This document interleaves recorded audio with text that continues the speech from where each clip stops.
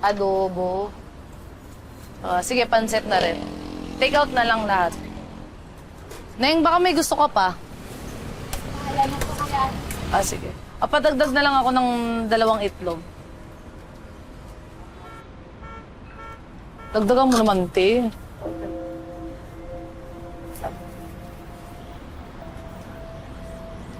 Neng, okay ka lang? Okay lang po ako.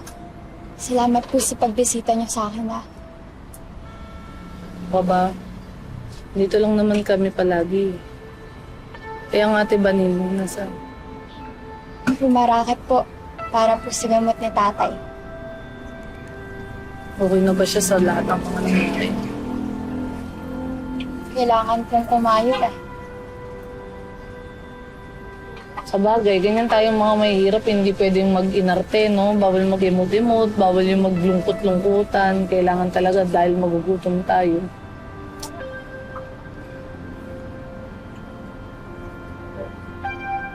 Ikaw?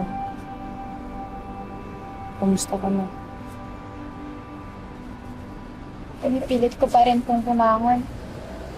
Kinakaya ko naman po. Buti yan. Hindi lang po matanggal sa isip ko si Black Rider, Ate Pretty. Malalaking tao po yung binangga niya para iligtas po ako.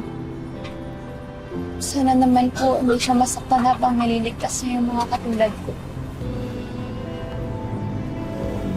Hindi mo tapang talaga niyan. Tsaka napansin ko talagang may puso siya sa ating mga talagang mahihirap. Sino kaya talaga siya, no? Tsaka, taga saan siya?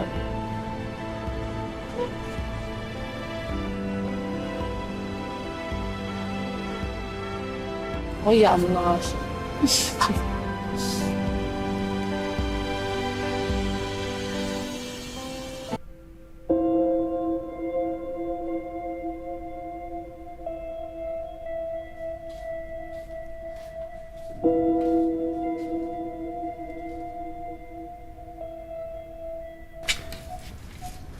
Dito na nakalibing si Ayong.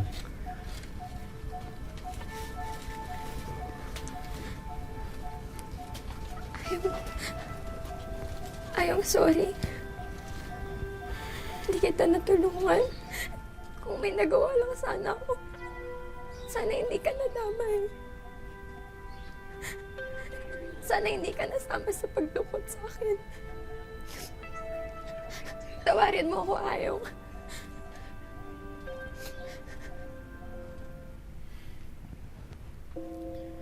Hindi mo kasalanan na nangyari. Alam ko namang naiintindihan niya ni Ayong kung nasan man siya ngayon. Hindi dapat nila pinatay si Ayong. Mabait siyang tao eh. Isa siyang mabuting kaibigan.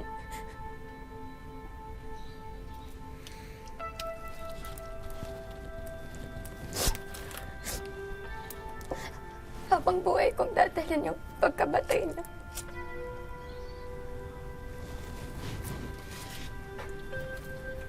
Wala namang may gusto na madukot ka at madamay si Ayong. Saka isa pa, pinagbayaran naman na nila kung at ng mga tauhan niya yung naging kasalanan nila. Wala na sila. Sigurado akong susunog na sila sa impyerno ngayon. Hindi ko lang maisip na nangyari ito sa amin. Dahil sa mga taong kasing sama ni Kong. Tatahimik na ang kalooban ni Ayong dahil nakamit na niya yung hustisya sa pagkawala niya. Dito ako.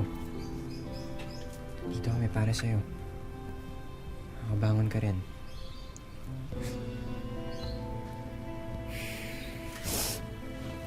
Ayong, pangako, magtatapos ako ng pag-aaral. Tutuparin ko yung mga pangarap natin na makapagtapos at magbagong buhay. Sorry, Ayong.